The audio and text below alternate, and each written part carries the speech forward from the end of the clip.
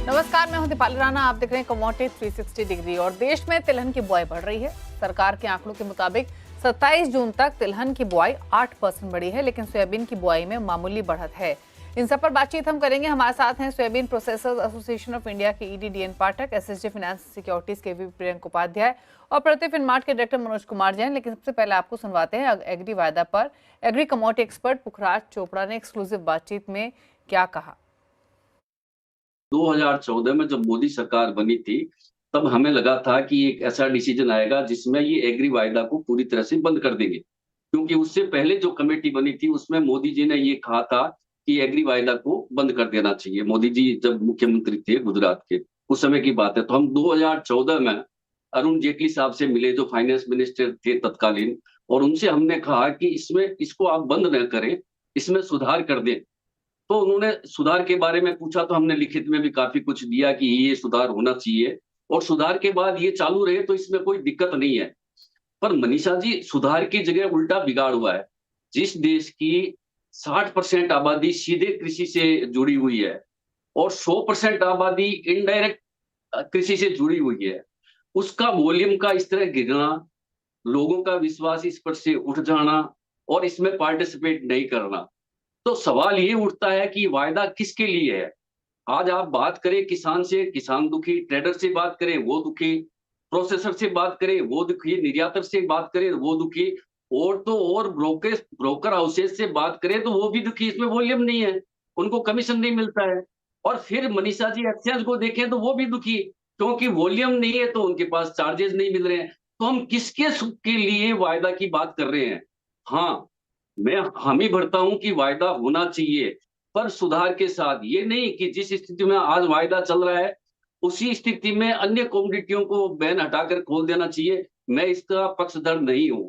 मनीषा जी, मैं इसके साथ एक बात और मनीषा जी, एक बात मैं और कहना चाहता हूँ। पिछले समय में आप देखिए, मूंग है, ग्राउंडनट है, बाजरा है, ऐसी बहुत सारे आइटम खुले, किसी एक को भी चला नहीं पाए।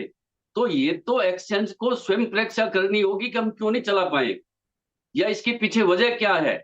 जब आप एक कमोडिटी जो आपके पास है उसको ठीक से नहीं चला पा रहे हो और आगे से आगे दूसरी कमोडिटी के लिए आप इजाजत मांगते हो, ये कहां तक ठीक है? मनीषा जी, मैं तो इसको ठीक नहीं मानता।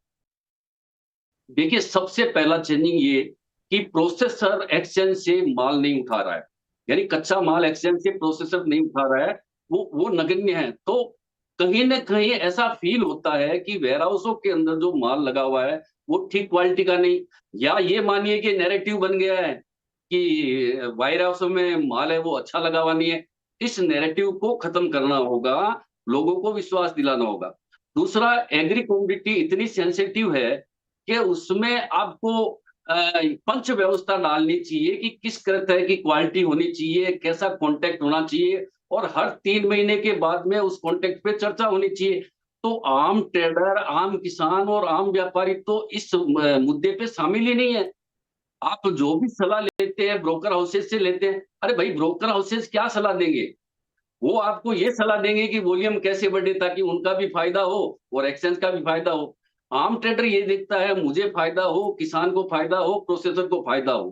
पर तो इसलिए पहले तो सबसे पहले ये जो वेयर हाउस की जो व्यवस्था है उसमें होना चाहिए। दूसरा, इसके अंदर सेलर यदि डिलीवरी नहीं दे पाता है तो उसको पेनल्टी लेकर छोड़ दिया जाता है।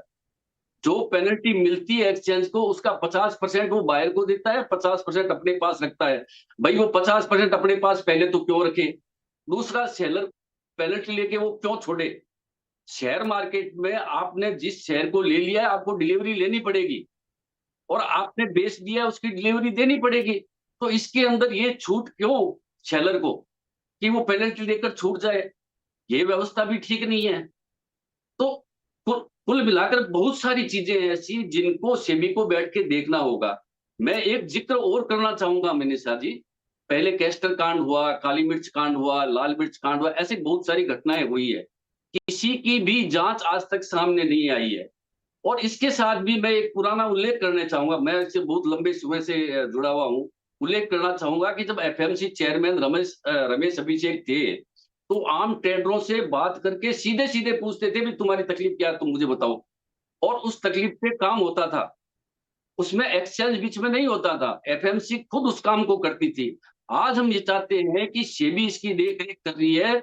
सेबी के पास इतनी छड़ी मजबूत होनी चाहिए कि वो सीधे ट्रेडर से बात करे और उनको पूछे भाई तुम्हें क्या तकलीफ है, तब सारी बात सामने आएगी मंशा जी। चलिए, तो ये तो एग्री वायदा पर पुखराज चोपड़ा जी की क्या व्यूज हैं इस खबर पर वो आपने सुने, लेकिन अब बात करते हैं एडिबल ऑयल्स की। सोइंग किस तरीके की दिखाई दे रही है, इस पर बातचीत करते हैं। डीएन पाठक हमारे साथ मौजूद हैं। सर नमस्कार, स्वागत है आपका। तो सरकार की कोशिश तो कंसिस्टेंटली रही है और हमने देखा भी है कि national mission on edible oils के तहत 10 स्टेट्स में सोइंग की गई। कोशिश सरकार की लगातार बनी हुई है कि इंपोर्ट डिपेंडेंस कम करे, डोमेस्टिक आउटपुट को एनहांस करे, ऑयल सीड प्रोसेसिंग को प्रमोट कर सके और जो 2032 तक टारगेट है 64% increase in edible oil production, उसकी तरफ बढ़ रही है। बट क्या उस तरीके के रिफ्लेक्शन आंकड़े जो सोइंग के नंबर्स दिखाई दिए हैं उसमें रिफ्लेक्ट हो रहे हैं?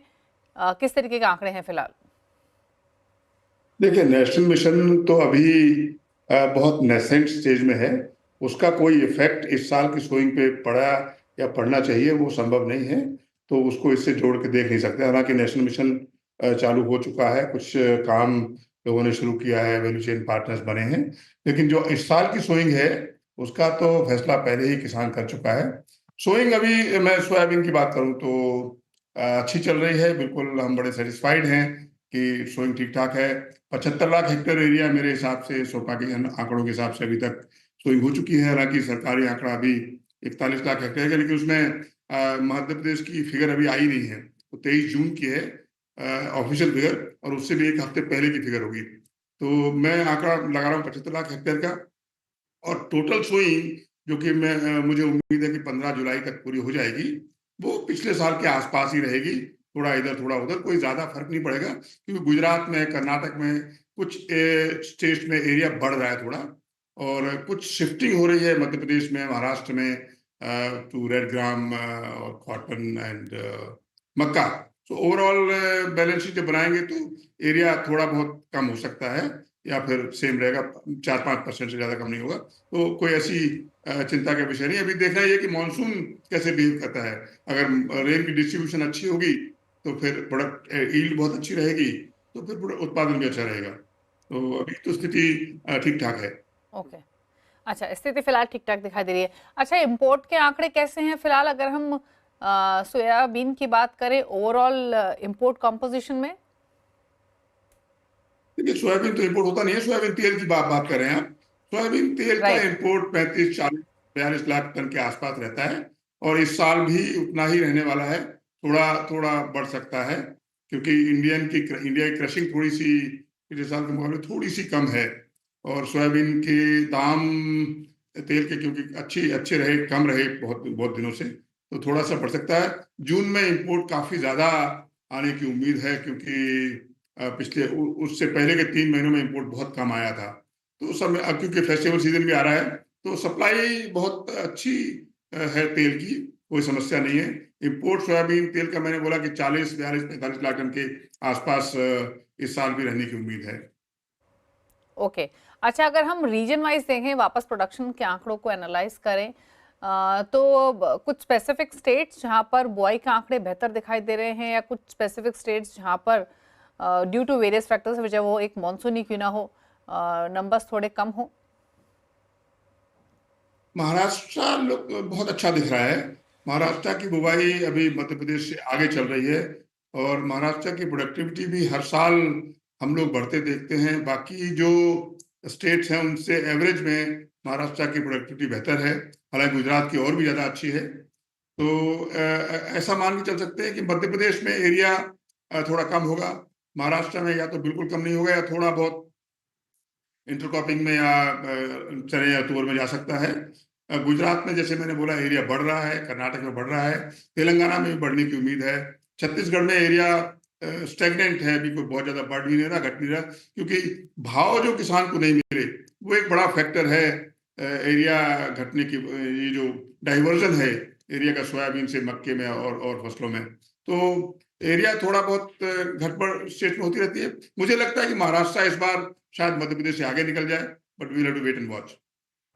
ओके, अच्छा, भाव को लेकर क्या स्थिति फिलहाल दिखाई दे रही है? अगर हम सोयाबीन की बात करें, हमने देखा था सरकार ने भी ओपन मार्केट में स्टॉक रिलीज किया था एजेंसीज के थ्रू, तब सोपा ने भी रिक्वेस्ट की थी, अर्ज किया था गवर्नमेंट को। अगर हम 2 महीने पहले की बात करें तो फिलहाल प्राइसेस कैसे हैं, कितना स्टॉक सरकार के पास है, क्या अभी भी ओपन मार्केट में आ रहा है माल, क्या स्थिति है सर? सरकार के पास बहुत माल है अभी, और जितना खरीदा उसका आधा भी नहीं उन्होंने अभी डिस्पोज ऑफ किया है। और माल धीरे धीरे ऑक्शन ऑलमोस्ट रोज हो रही है। उनके जो एवरेज भाव है वो 4,350 प्लांट डिलीवरी के भाव हैं। उस पर मंडी टैक्स वगैरह लगता नहीं है और कोई खर्चा होता नहीं है। तो मंडी में भाव थोड़ा सा इससे कम है, 41-42 रुपए करीब है भाव। जैसा उपज होती दिखाई पड़ रही है, और जो दुनिया में लगता है कि सोयाबीन की उपज अच्छी रहेगी, और डीडीजीएस का जो इस्तेमाल सारी दुनिया में बढ़ रहा है, उसको देखते हुए ये कहना बिल्कुल सही होगा कि सोयाबीन की सप्लाई इस साल भी पिछले साल जैसी ज्यादा रहेगी डिमांड से। और ज्यादा रहेगी तो फिर जो 5328 रुपए सरकार का एमएसपी है वो दे पाना संभव बिल्कुल नहीं होगा at the current prices of oil and soybean meal. Soybean meal की करंट प्राइस 31-32 हजार रुपए पर टन है, जो कि एमएसपी को देखते हुए करीब 45-46 हजार रुपए पर टन होनी चाहिए। तो ऐसी स्थिति में प्लांट को तो देखिए सोयाबीन चाहिए, उसको भाव से कोई मतलब है नहीं।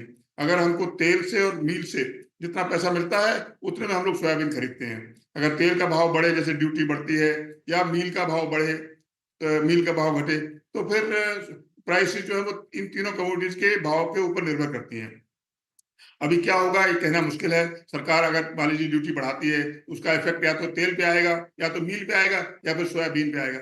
लेकिन जो अभी एमएसपी है वो देना संभव होगा इस साल, मुझे आज की डिमांड सप्लाई देखते हुए बिल्कुल भी लगता नहीं है। अगर कोई बहुत बड़ी विसंगति हो जाए, किसी ब्राजील में, अर्जेंटीना में या यूएस में क्रॉप एकदम ही खराब हो जाए तो अलग बात है।